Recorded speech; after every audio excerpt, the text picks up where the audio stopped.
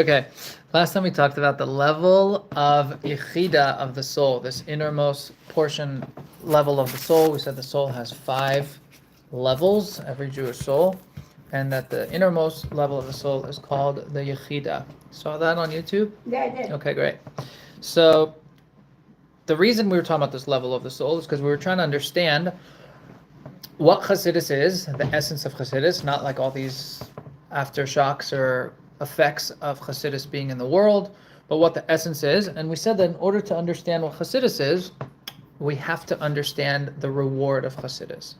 And it says that the reward of Chassidus, according to the Baal Shem Tov, is Mashiach. And so if we can understand the essence of what Mashiach is, we can understand the essence of what Chassidus is. And we talked about these 5 levels of the soul, and that David HaMelech possessed the level of Nefesh, which is the outermost level of the soul. Eliyahu Navi was Ruach, Moshe was Neshama, Adam Arishon was the level of Chaya, and Mashiach will possess this level of Yechida, this highest, innermost level. And we basically said that the Yechida has nothing of its own. It doesn't have its own existence because it exists as its own entity, but also can weave its way through all other things. It doesn't have a form. It's infinite. Or that's why every Jewish soul is infinite, because at the root of every Jew is this 5th innermost level, which is the part that connects us to Hashem at all times, and that connection is not finite. So therefore, our connection with Hashem is always in full effect, because where we're rooted is in our innermost, which is our Yechida of our soul. Questions about that, or we're good? Okay. All right.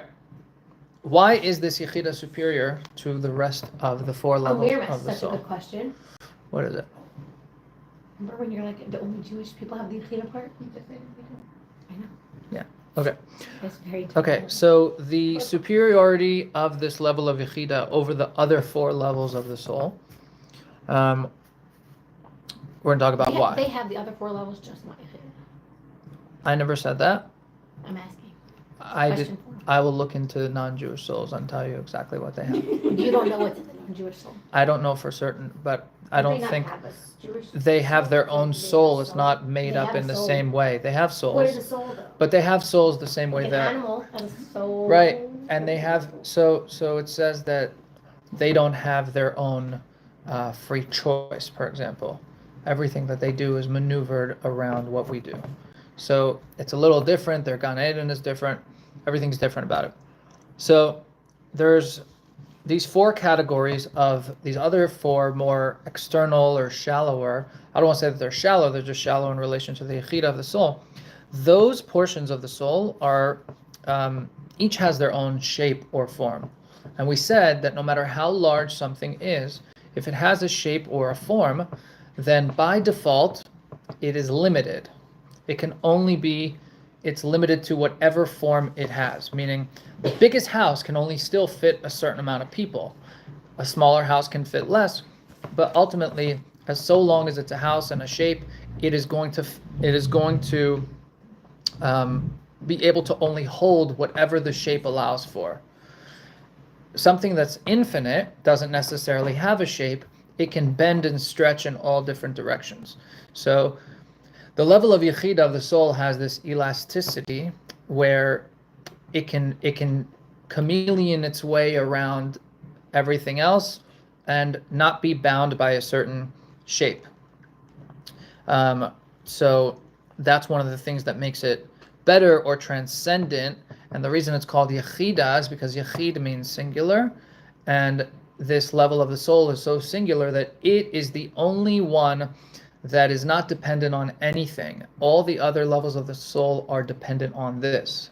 And we talked about this last week, that if you burn the stovetop and you can raise your flame on low or medium or high, none of that works unless the pilot light is on, that the Yechida is the pilot light.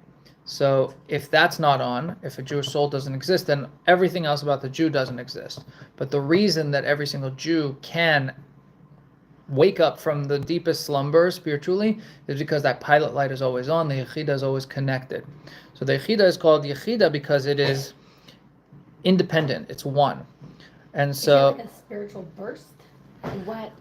it's like a flame that never extinguishes. But like, do we feel that yechida? Like, if we grow it, do we feel The it? only time a Jew can really feel his yechida is when it comes to Mesiras Nefesh, like we talked about Purim. That the reason the Jews were able to, in the darkest of darks, find the brightest, Hashem, when he's not even anywhere to be found in the Megillah, is because when you're pushed to that limit and you strip off the other layers of a Jew, those other 4 layers that have shape or form or dependency are stripped away, and now all you have is the So when you Yechida. have nothing left, when you're in your lowest of lowest low points, that's when you can actually feel the yechida. Right. Now, if you are a tzaddik, you can feel the depths of your soul. But if you think about that moment in time in your life and you felt that moment, But that it's is what still you felt. important for every Jew to recognize that this is their makeup, right? Even just an acknowledgement of the fact that your soul is constantly connected with Hashem because your pilot light doesn't burn out is an awareness that you have to have, because then you'll never give up on yourself or any other Jew. Because if I look at you, it doesn't really matter to me what you're doing externally, because even if your thoughts, your speech, your actions, the way that you present here seems like there's no hope for you, I know that there's a burning pilot light somewhere, your chida of the soul, that is actually one with God. So you can't taint it. It's not. So like, even if someone like really sucks, you're just like, nope, their yechida's like there. Right. And at the So then yechida no one level, actually- and at the level of yechida, we're all exactly the same. So the other portions of your soul can make you more elevated. The level of yechida makes a level playing field where every Jew's yechida is the same. What about if someone converts? Mhm. Were they always born? Did they always have that Mhm. yechida in them, or Yeah, once so it they says became about- Jewish? It says Not about Jewish names. converts that they Now Jewish Now name. Jewish names. that they Just the first shout out. that they have they always have a Jewish soul. They're just born into a non-Jewish body, and that the change in them is not necessarily their soul, their godly soul, but their animal soul, I think how it clothes in their body. I think Aurora said that like when like someone becomes a ger, like the reason was that there was something actually missing from us that we needed from them, and they had to come to us because we needed something from them in us. Wow. I mean, you can tell like whenever I listen to like any of the converts who do music, and like they pick up on all the nuances of like Yiddishkeit, and you can tell they just have it in them. Right. Yeah. So it's explained in lots of places that they were like a Jewish soul could fall into just being birthed by non-Jewish parents and end up in that life. And so that's the whole struggle, that if they come back against your will, if you're the Rav who they come to and you turn them away and they're willing to do all this, that you're not really making them Jewish. They were always Jewish. And that's part of like the weeding out process, that it's like, hey, that's why a lot of Rabbanim don't want to take on that responsibility, because they're like, there's a lot of liability here. Like, if I'm going to say that you're Jewish, like, I can't see your neshama, right? But if you're willing to struggle enough, because your neshama is like screaming out that this is what you want, then we have to believe that you're part of the tribe, but that you always were. You're just making it real, like on the external. So, yeah. Okay, so there's like a beautiful simplicity in this level of yechida. In a way, like things that have shapes and forms can be elaborate, but the yechida doesn't necessarily have a shape. It has no shape. It's actually independent. And so as you relate one level to the other, you can't say that the yechida is what stems all these other forms of the soul. Like that, you have to think of the yechida as like kind of like the seed. If you were going to plant something, where there's all these other branches and a tree and fruits and all this stuff that comes out, but if you were looking at the essence of this tree, it all boils down to this one simple seed that you can't see all the details in, but it contains all of them. Just like Hashem's light, I was talked about a couple of years ago, that his infinite light is what created this whole order of contraction, where everything in this world, as the world's contracted, into Atzilus and Bria and Yetzirah and Asiya all came down into this physical, mundane world where like physical matter exists.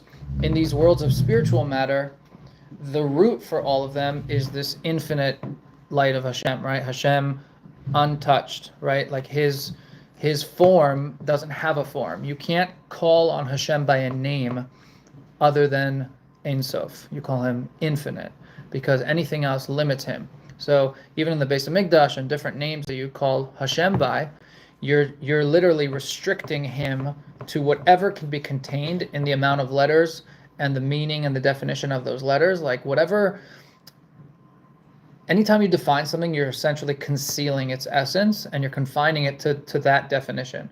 And so the Yechida doesn't really have a definition other than the fact that it's one. So when you say Hashem Echad, you're basically saying that, yes, I can categorize Hashem in many different ways. I can say there's different modalities of Hashem. I can say there's godliness in all these different worlds. I can say the Shekhinah, which is Hashem's light, is in the Beis Hamikdash. I could say it's in the Kodesh HaKodashim. I could say whenever there's a minion, there's Shekhinah. But Hashem in his unbound, unrestricted, lack of shape form, the only thing you can call him or refer to him by is the infinite. Because anything infinite cannot be defined. And that's the only way for us to really understand it. So that level of Yechida is the infinite level of our soul. And so as great as, your Chaya level of your soul, your fourth deepest level of your soul is, it still has a limitation and it could still be tainted. But at the root of a Jew is this Yechida, okay? So we have to understand this, and the reason I explain this is to understand Mashiach, which will help us understand the essence of Chassidus, okay? Just like in every individual soul, this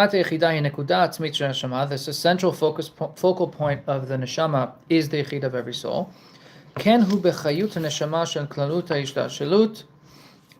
This is the level of Mashiach, of what the world is going to be like in that the world, the time of Mashiach actually transcends all the essential life that we are used to right now. These limitations of form, how things are very limited right now in this world, are because even the deepest level of the neshama right now, even the deepest level of the Torah, the Sod of the Torah, the Kabbalah, those things are limited and bound by a shape.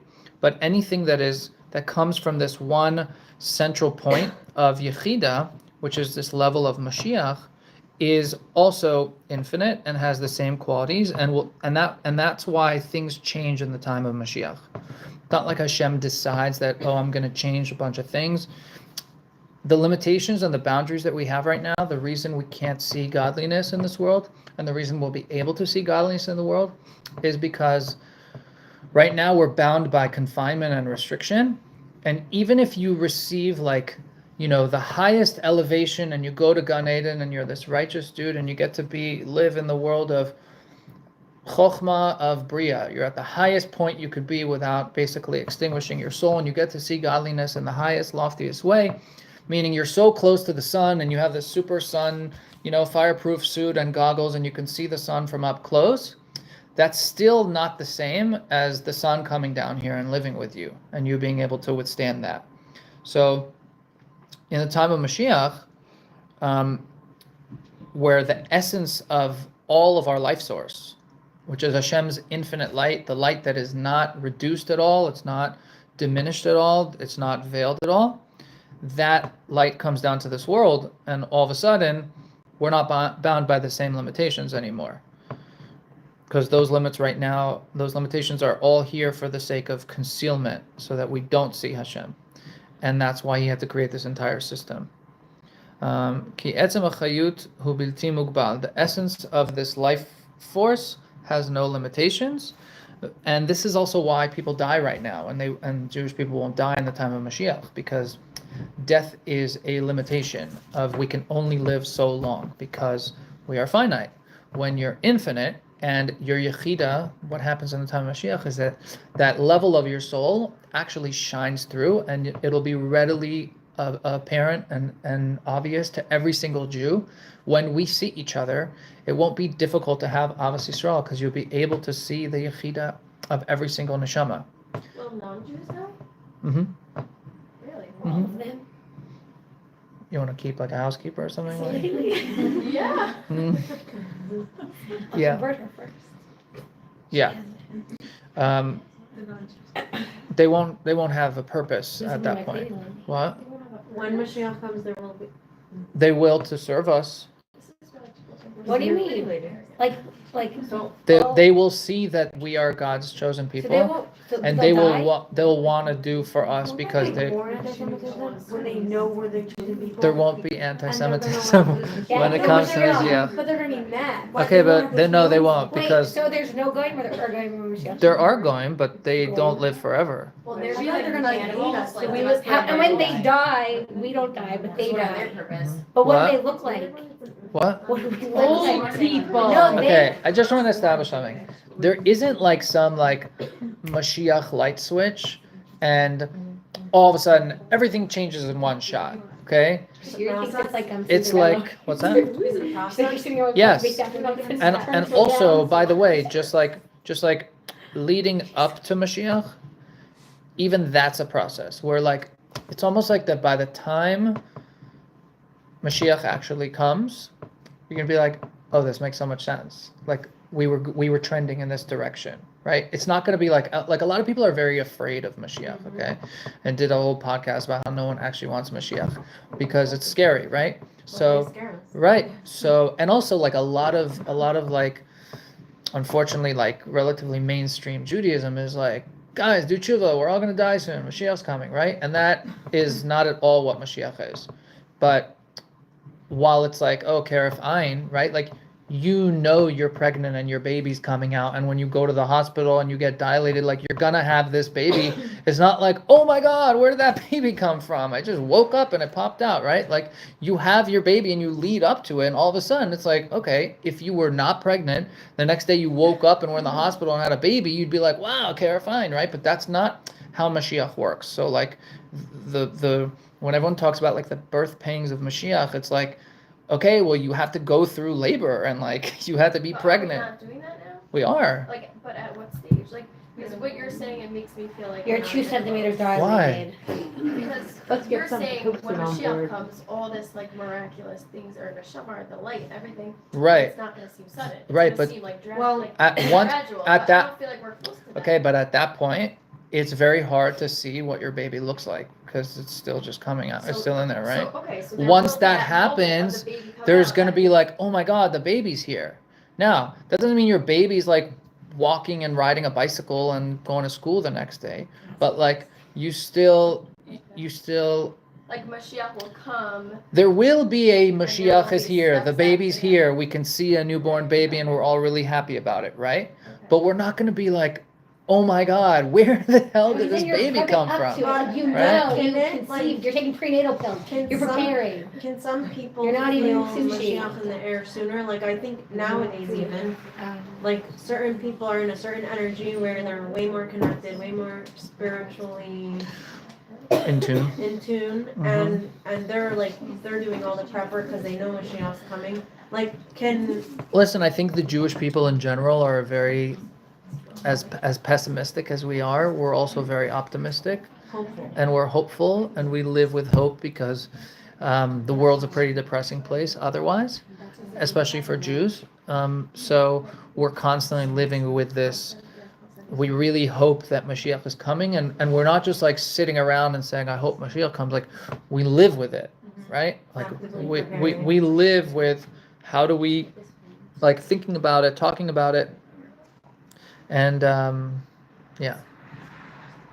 So not only is this level of the Yechida,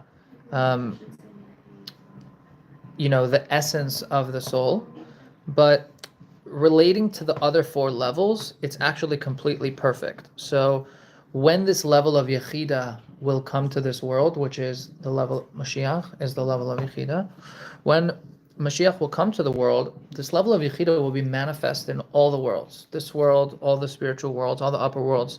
They will have this essential life force. So imagine like, I'm gonna fill a bunch of, I don't know, jugs with water or something, and I have the hose, right? And I'm filling a bigger jug and then a smaller one, and I keep going smaller and smaller. And then you use those jugs to water the plants and do all this other stuff. It's like, okay, so now I have a bigger jug and there's more water in there. But what if you just had like the main fire hydrant hose that was shooting at full speed everywhere all the time? Because that's the source of where you filled up all the water. The level of Yechida is the source of everything that exists in this world. So our neshamas, our everything in the world, this level of Yechida is the level that is Hashem's infinite existence. So the Ein Sof, the beyond having a limitation, that level corresponds to the level of your soul, which is infinite, which is always tied to Hashem. It corresponds to the level of Mashiach and what Mashiach represents, and it also corresponds to the level of the Torah, which we call Chassidus. So there's this like linear, similarity between the Yechida of the soul, the infinite level of Hashem before all these contractions to create all these worlds, like where Hashem exists just free form, just Him, He Himself, not like, oh, I'm going to wear a costume and come to your house. Like if Hashem walked in, without, like right now, we live in a world where the king comes by, and even in Elul, Amelech Basader, like the king comes down dressed in 4,000 layers, and he's wearing 9 hats, and you can't see, and he's wearing goggles, and you're like, I know that's the king, but like, that's not the king. Like, he's in there somewhere, right? Like the time of Mashiach, this level of the Ein Sof, the level of Yechida, the level of Chassidus is, you're getting like raw, unfiltered king. Okay, so that's this quality of how it will be manifest in this world, in the time of Mashiach, and in all the worlds. Basically, Hashem will get to shine here in a way where He lives filterless. There's no shields, there's no nothing. And He's like, yes. And that is why Mashiach supersedes all and is just way better than any level of Gan Eden you can ever think of. Because even in Gan Eden, you're sitting and you have some shield so you can sit closer to the sun. But you can't dance around on the sun, and the sun doesn't come down here to live with you, right? Because we don't get burnt up. Mashiach is a time where Hashem's like, look, guys, I gave you Gan Eden as like a really nice, lounge at the airport. Like, you haven't reached your destination, but in the meantime, I'm going to give you drinks, and you're going to have showers here and whatever. But Mashiach is a time where Hashem's like, guys, that whole system I built of like filtration, where I like diminish myself and my light and reduce myself to the point that you can handle me. Now I'm coming to live with you, and you get to handle me direct. There's no any levels in between. So everything's just good and amazing all the time. When the time of Mashiach? Yeah. Yeah, because And the then it's essence. just forever? Because But there's sometimes that like, you think of forever as probably scary, right? Yeah. no, Right. it's also like sometimes like the bad is like kind of. But you don't even read. But you. But you no. Okay, but you don't. Okay, but you're okay. So number one, you're already infinite. Okay? You're already infinite. Right. Like I just told you, the Yechida of your soul is infinite. So you being infinite is not some chiddush. It's But just our something brains you aren't. feel right now because you live in this limited world, right? Let's put it this way: no one are in you here. separated from your body? Like meaning like I No. just kind of view it. The whole idea of Mashiach You're still is you're that still in Hashem your, wants us here like, in it's our not a bunch bodies. of like little here. neshamas like flying around. Think about it. But how we all share in neshama? So anyone who shares in neshama, which body are Are they? we gonna age? You will get older, but you won't have All the these photos illnesses and all these other things. They're dust. So we will. Will real What's that? flowers die? Will real flowers die? Mickey wants to know she's I out of need them to business. die. You won't You're care not about your gonna need to business. be in I won't You'll make care. Fernandez. What? Yeah. Because they die, so Are we their gonna flowers are we die. gonna have our businesses? Or Yeah, we're not sure. gonna care? You still have to think about time of the Beis I'll be out Mikdash, of right? business. People still. Oh, no one gets sick. She'll be out of business. Why? Yeah, people, doctors. will be Some like people this. say that, Even for oh, non-Jews. some people say, oh, when Mashiach comes, You'll be lazy. you won't be, people won't get sick anymore, right? Right. Or when Mashiach comes, medicine will have just advanced so much that when you get sick, you get a prize from her house and you feel better the next day, So right? you don't know which one it is. That, I- you are, that is Mashiach. Thank you. Ricky. So, Well, I don't actually like your Mashiach. so, I got it. You're my Mashiach. this is what I'm saying, that I the, think about that. I got it. That's what I think about you. Okay. you're her panda, and she's your Mashiach. That's The, not your moment to get into. the progression, what you just said, the progression of how the world has evolved along the way is part of Mashiach, right? Like think about why for 5,500 years and none of this stuff happened, right? Like you would cough once and they would say, bless you, because you're about to die. And now there's like medicine and prizes. Right. Like where are we gonna live? I'm gonna leave you. I'll come visit. Okay, we're gonna keep going. Okay, so we said that from figure, So what's the yeah. point of Gan Eden? it's a good holding cell until you work your Why do way. you need a holding if a person, like why do you need to be in a holding cell? Because you It's no deserve longer a alive. you deserve a reward for the work you did while you were here. You elevated your That's neshama. nowhere near what, wouldn't you rather save that up and use it towards Mashiach? Those people come back and are here during Mashiach anyway. So when we do good things, it's not for Gan Eden, it's for Mashiach. I mean, if God forbid someone isn't alive, right, dies before Mashiach comes, then, which is everyone till today, you still want a good place to chill till it's time for the Also, party. that's not a Hasidic thought to do mitzvahs for Gan Eden. No, it's not, and it's actually Like, that's not how it's actually a very depressing thought for Yeah. me, but it's the element of this world. because it's like I'm gonna do all of this so I can go somewhere else and like live a nice life until I either get sent back down here to do it again, For the ultimate or then I just chill till That's Mashiach fine. comes. Like I'd rather You've done bring. that. We've all have. So you don't know. I don't You know, remember. but that's so a why dep- is it depressing? It's a depre. Yeah, but Okay, you so don't know- great. you I don't could have to do erase all anything. your memory about everything and say you're not going to care because you'll forget it all. Absolutely. Okay, great. Let's live your life. No, you're saying that stuff like you should think of that as why. something That I for don't me remember. feels like an endless pursuit of a means to an end without ever So maybe getting just to an do end. better so they don't throw you back down here. That's not how it works. You could be great up there and go to Gan Eden, and then you get called in for a mission. You think a good soldier never gets more than one tour of duty? I thought once you like get to the highest level, you don't have to come back. Who said that? You're the elite No one gets to the soldier. highest level, so shit like Peter. Why can't you be like, come down as like a neshama of like a trisomy baby that isn't gonna survive? Why can't that be your avoda? Because you only need that, and it could be because you only need that few minutes to get to the highest level. But what of if it's Chava. not about you? What if you're doing that for your parents and they need that? What if a baby needs to be born for their parents to have some tikkun in this world? You don't need a lot. You don't need the elevation for you, but you need to come here and do it for them, right? You're not following. Okay, we'll tell you after. Different time. Okay. All right. So as we said before, to understand this reward of spreading Chassidus, we have to understand its nature. Hold on, just one second. I always was under the impression like, oh, when you fulfill your tafkid, you're good to go. Your neshamah's not coming back down. You fulfilled its tafkid. That's because It's you solid. grew It's up on the in highest level. you grew up in Did anyone else Ashkenaz learn town. that? No. You did, right? Yeah, I've heard of Thank it. you. No, because you come back. Right? No, No, you don't have to come back. You fulfilled your tafkid, and now you are at the highest level of Omaha and done. No. And they Let me tell put it this stories way. of a baby who has to come back for just 3 minutes. Because for 3 minutes, the tzaddik messed up, and he needed to come back for Let's 3 put it minutes, this and then way. he's at the highest A level. Moshe Rabbeinu is not coming back till Mashiach. She's perfect. Right, he has nothing. But how many of Moshe Rabbeinu's are there? Rambam? I mean, how many You're saying none of us along are the ever way? gonna fully Tanaim, fulfill our Amoraim. tafkid, How many of especially them now are the doing neshamas that? are also split. I highly doubt Moshe Rabbeinu is coming down to do any tikkun. He's Moshe Rabbeinu, right? We're saying regardless, we're all. I'm just saying, what about the other 9 gazillion Jews that have been around since creation? Also, why do we live our life for that? What do we care about how we come back as? We care about, look at you, you're amazing. What do you do in this world? You're so amazing. You create shiurim, you do so much good in this world. You just She said that. did you plant this?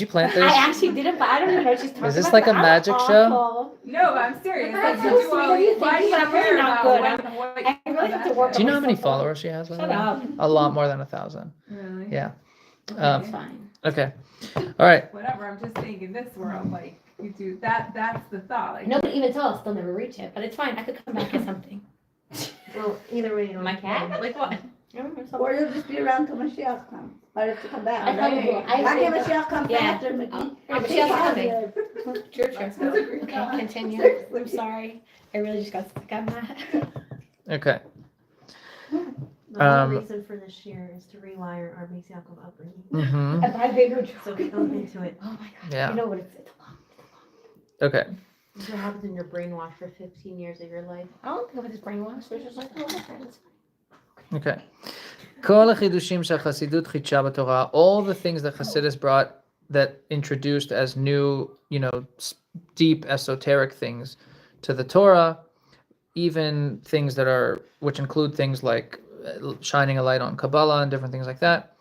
Be'avodat Adam, in the service of man, how man is required to go further than the letter of the law. We said that if you are a chassid, you burn your nails after you cut them, because even though you can get away with just burying them, burning them is one level higher where you hurt yourself for the sake of saving others. But a chassid basically goes further beyond the letter of the law. And we said that Chassidus is important because it helps you change the nature of your character, that instead of looking at, hey, I have a natural desire to do X, Y, and Z, instead of saying that is bad and I shouldn't use that anymore, Chassidus comes along and says, how do I channel that towards something positive? So when someone says, I don't have a smartphone because I can't, it's too dangerous. Well, why don't you just like block your stuff and then like learn Torah on your apps, right? Like you can take the same thing. Sure, you can't shecht a pig and make it kosher, but certain things that have permissible uses, you can just take that and channel it. And Chassidus says that, hey, if you have your own character, your natural tendencies, I grew up in, modern day school, and it was always like, whatever is the hardest thing for you, that's your struggle, that's what you should focus your whole life on. I'm like, what about what's easiest for me? Like maybe I should just exploit that and like become really good at that, right? So Chassidus is like, hey, take your stuff, and like if something, if your nature is to jump out in class and you can't sit, like go out and exploit the fact that you are probably really good at doing chesed and you're bouncing around different things and that's not your thing. Like find your strength. And Chassidus says, channel your character into something good, as opposed to just like pushing things away and saying that these things are bad. That's another just point of Chassidus. And that we said before, that Chassidus has this nature that the Baal Shem Tov brought it around because the world was like spiritually unconscious, and all of these innovations that we talked about in modern medicine and technology and all these things that have happened as a result of Chassidus being here. Basically, we're saying all these benefits that are still not the essence of what Chassidus is, but just all benefits. Those are all nice things that originated as a result of Chassidus. But Chassidus itself is this Yechida. It's this innermost level of the soul. It's Hashem unbound. It's Ein Sof light. It's what's going to happen at the time of Mashiach. Now, when this new light was brought into this world, it was brought in by the Baal Shem Tov and continued by the Maggid of Mezrich and so on and so forth, and lots of Hasidic masters who you've heard of, like Rabbi Nachman of Breslov and Zusha of Anipoli and it was just his yahrzeit, Elimelech of Luzhinsk, right? So it was just his yahrzeit, and actually I heard an awesome story. But anyway, My son's named after him. oh really? Was he born in Adar? Or was he born in his yahrzeit? No, Or? I went to his cover. Oh, nice. Nice. That works. So, yeah. So, all these things came as a result of Chassidus, but Chassidus itself, when we want to talk about what it is this essential function. Now, I mentioned oil, right? Remember I talked about oil last time? That Chassidus is compared to oil, which the Torah refers to oil, and the Imre Bina talks about it as the secret of all secrets. that wine is like sod, that everyone says nichnas yain yatsa sod, that when you drink wine, then your secrets come out. That wine is likened to Kabbalah, but Chassidus is likened to oil. So let's find out why. Shemanu nekudat hatamtzit shel kol davar. Oil is the essential distilled essence of everything. If you take anything and squeeze it, you can make an oil out of it, right? Like take an olive and you squeeze it, it becomes an oil, right? If you distill it, everything can become an oil. So oil by itself on its own has this characteristic where it's distinct and it's separate from everything else. Because if it was tied to one thing, you couldn't say that it's the foundation of everything. Because now it's bound to one thing, and now if you remove it from that, how could it also be the essence of something else? Like anything that is primary can't be tied to one other thing. It has to be either tied to all things or nothing, right? So Chassidus has this multifaceted existence where, like an oil can be used to enhance everything. It could seep into everything, but it also stays very separate from anything. Oil can just be oil by itself and also be mixed with anything, right? So Chassidus has this twofold dynamic where it can be everything and also only itself. This is like all the matters containing in the hidden, revealed part of the Torah. So the fact that Chassidus, we think of Chassidus as like this super elevated, lofty, deep part of the Torah, well, it can't only be that, or else it wouldn't be like oil. Because if it was bound to that one type of Torah, where you're saying, oh, okay, Chassidus is only like sod, it's only like Kabbalah, you learn Rabbi Shimon Bar Yochai, anything that he said, you can say Chassidus talks about that. But that's not even true, because we just said Chassidus has to be able to mix with everything. It has to be able to mix with a halacha shir. You can look at halacha from a Chassidus perspective. You could look at any form of Torah, Mishnah, Gemara, Chumash, Navi, anything can be looked at by the lens of Chassidus. So while Chassidus itself, like I can say, okay, this Torah is Chassidus given by Rabbi Nachman. This is Chassidus. I could also say, let's look at Modeh Ani through the lens of Rabbi Nachman's Chassidus. Okay? I can say, how does the Baal Shem Tov look at Modeh Ani? And where we're going to get to is looking at Modeh Ani through 5 different levels. We're going to look at it through the Pshat, we're going to look at it the Remez, the Drush, and the Sod, and then we're going to look at Chassidus on Modeh Ani, and then after that, we're going to look at the Chassidic lens view of the Pshat, of the Remez, of the Drush, of the Sod, so that everyone here understands that Chassidus has this twofold dynamic, that it can be its own highest, purest form of Torah, but it can also enhance every other part of Torah.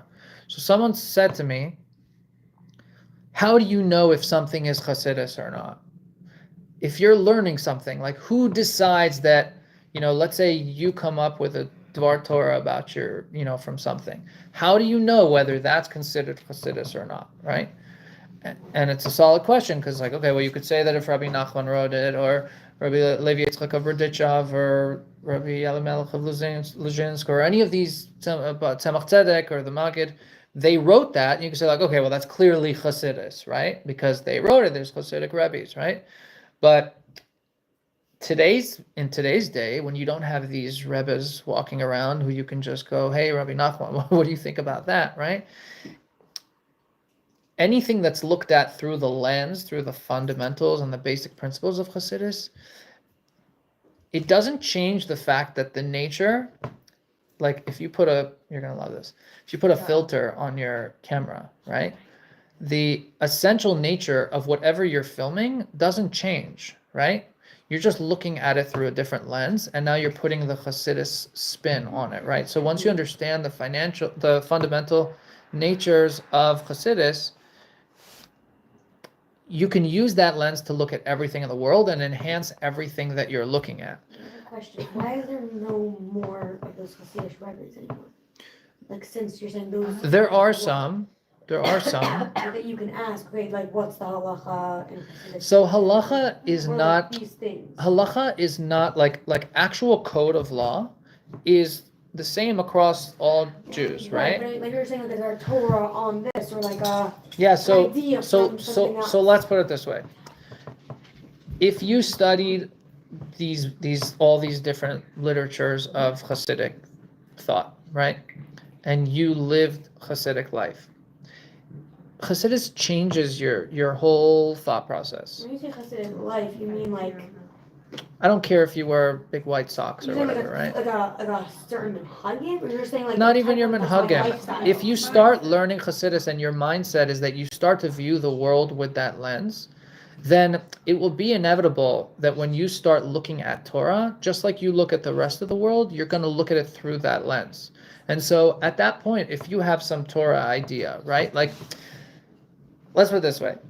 I can't make up anything that I say on my channel or here or anything like that without it coming from a Hasidic lens. I don't know how to look at the world in not that way, right? So I'm not saying that I'm worthy of like writing a sefer of Chedushim, right? But I wouldn't do that. But I'm just saying that if I had some idea, right, the Torah is Eitz Chaim, it's constantly growing more and more fruits, and the Torah Shebaal Peh was given to Moshe Rabbeinu. Every Chiddush that was going to be given up until the time of Mashiach was taught by Hashem at Har Sinai to Moshe Rabbeinu. When Mashiach comes, Mashiach is going to teach Moshe Rabbeinu Torah. But up until then, everything that is taught, if you come up with write a book right now, and you write a book on Torah, you might have some very valuable things. That doesn't make it not Torah Shebaal Peh, right?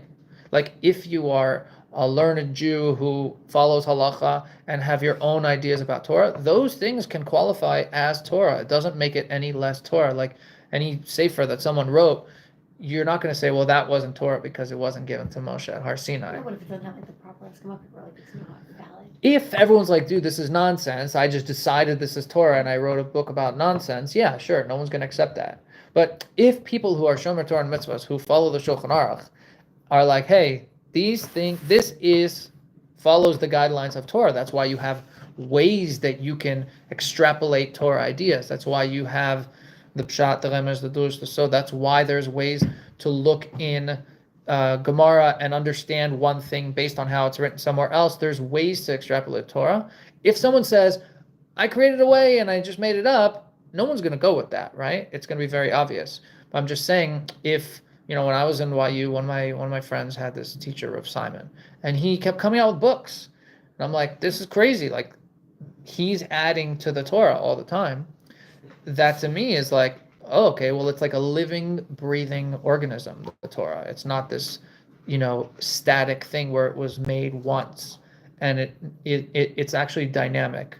And so just because we live on a timeline in this finite world where we have limitations, we can't understand beyond time. The thought of we're going to live forever is scary. But when Hashem gave the Torah to Moshe Rabbeinu, he showed Moshe what was going to be with the Jews of all the generations up until the time of Mashiach. And so, yeah. Also, like, it is true that people are writing books now, but I feel like in general, like, we don't have great leadership. We don't have like one tzaddik that people follow like how they used I've been there to. on the last 200 years. I'm saying there have. Right, No, but, there's like, I'm been saying plenty. in modern time, like you're saying today. You're saying right now today. Like we right don't. now, it's definitely harder. Like we Well, a have, lot of like, them have like, passed oh, it's like away. people- Right, a lot of them have passed away. Even like Rabbi Tversky or even people recently like Jonathan Sachs or Jonathan Sachs. Yeah, I'm saying all of them wrote very good books and like we learn from them, but unfortunately it's like we live in a very dark time where there's not like the greatest of leadership. Was there always though? But here's the thing, right? Like, it says, like, the Gemara says that Yaakov Avinu never died, okay? So the Gemara goes back and forth and says, well, what are you talking about? Like, we eulogized him, we did all this stuff, we buried him, like, were you not there? And they're like, well, no, we heard about it, but so long as his progeny is alive, then he's alive too, right? And they're like, oh, well, so long as his Torah still lives on, then he's alive too, right? Like, the way tzaddikim work is that they embed themselves into their Torah, and the best way to connect with a tzaddik is actually to learn that tzaddik's Torah. And when a tzaddik passes away, Torah says that the tzaddik has more influence on his followers after he passes in this world than he does when he's alive. Because while you can go see him and visit him and talk to him, that's great, but his neshama is still bound within his body. Once he leaves that, his nefesh, ruach, and neshama, they act like seed, like fertilizer that just fertilizes all the neshamas of their chassidim, so that their chassidim and their followers get revealed and hidden and physical gashmi brachas as a result of being close to that. That's why on someone's yahrzeit, like, you learn something of their Torah. Like, if I want to connect with a certain tzaddik, like, I will learn his Torah, right? That's the best way to connect, because they are able to, like, embed their wisdom into their words. And just like, I don't know, if you listen to a song of someone, right? Like, you feel connected to whoever wrote the song. The tzaddikim are able to do that. So, I don't know what got us started here, but We're gonna go into Morgani now. yeah. Okay, so we're gonna talk about these different. We're gonna look and see how Chassidus is its own oil, and how it also is a lens to permeate into all other facets of the Torah. Okay, are we good? Mm-hmm. Okay. This life, this vitality that Chassidus infuses into all aspects of the world, because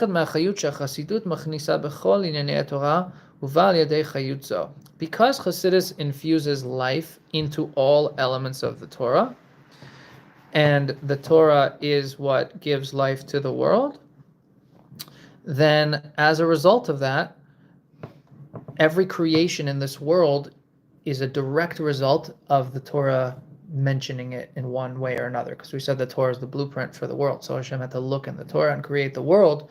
Because Chassidus gives life, because the Yechida of the soul gives life to everything, all the rest of the parts of your soul, because the Ein Sof, Hashem and his infinite light, unfiltered and undiminished, is what gives life to all of the four spiritual worlds, then Yechida, or Chassidus, is actually what gives life to all parts of Torah. And because all parts of Torah is the blueprint that creates everything in this world and sustains it, then Chassidus actually gives life to every creation and every creature in the world.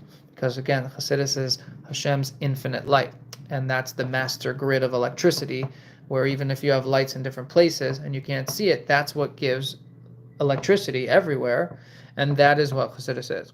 Now, in the Torah, there's these four levels that we said: the Pshat, the Remez, the Drush, and the Sod. And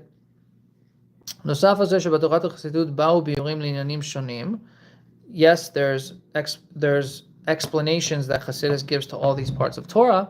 There's also the actual Chassidic explanation on anything. So if you watched the Lubavitcher Rebbe give a shir on Gemara, it would look very, very different than if it was given at Ner Yisrael, okay?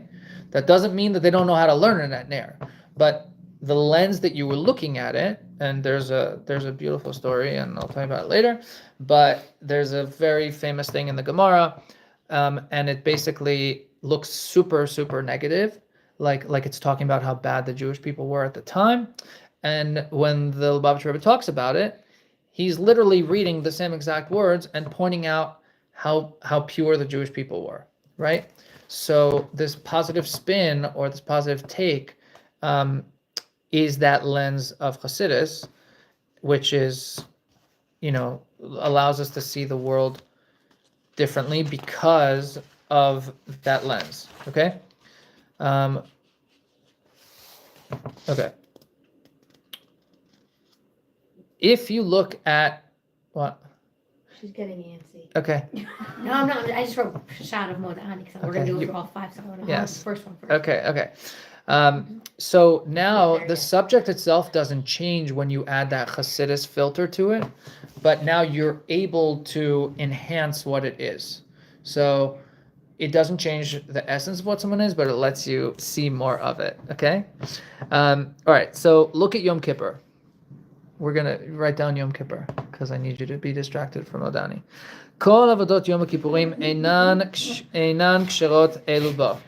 If you davened 4 davenings on Yom Kippur, and the Kohen Gadol, you did all the korbanos, everything of Yom Kippur, and the Kohen Gadol doesn't go into the Kodesh HaKodashim at the time of Ne'ilah in the afternoon service, then all the work that all the Jewish people did that year is for naught, right? It literally has 0 value. Without the Kohen Gadol going into the Kodesh HaKodashim, at that time, then the whole holiness of Yom Kippur, everything that you did, all the sacrifices that you did on Yom Kippur and for Shabbos and everything, as well as all the regular days of the year, would basically be like meaningless, because Yom Kippur actually elevates all the days of the year. And Ne'ilah is the time, because we don't have the Kohen Gadol right now, it says that, Shabbos is your bracha for the rest of the week, right? Most people know this, right? If you invest in Shabbos, then the rest of your week is good. So you prepare for it so that you can invest in it, and then later the rest of your week becomes good. Yom Kippur is Shabbat Shabbaton. It's the ultimate Shabbos.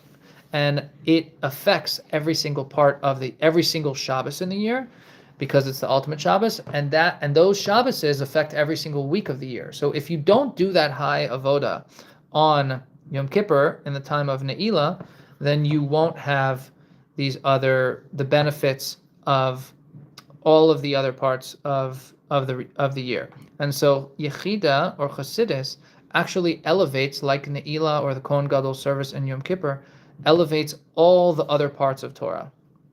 So it's not yes, it's separate because it's its own davening, but it also highlights and adds life or meaning to the rest of the davenings of Yom Kippur and the rest of the davenings of every Shabbos and the rest of what happens every single day of the year, because if those Shabboses are affecting the weeks, and those Shabboses are affected by the main Shabbos of all Shabboses, and that main Shabbos of all Shabboses, i.e. Yom Kippur, is only enhanced if you perform the Ne'ilah service, then Yechidus is that Ne'ilah service. The Yechida is the Ne'ilah service of Yom Kippur, which influences everything else. Okay, it's Modeh time. You ready?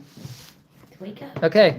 Ha'inyanim Shabbat Torah. What? I know, that's a funny joke. I have to just give you Modeh so that you can leave me alone about it. Okay. I'll find Well, something then else what, to you're bother gonna about take a break Chassidus. and then do Pesach? No, Leave that for Pesach, Purim, you take a Pesach, break 2 from weeks. whatever, and then start doing that. Okay. So you want to take a break now? Go to Pesach? I just feel like if she doesn't get Modeh she's going to cry.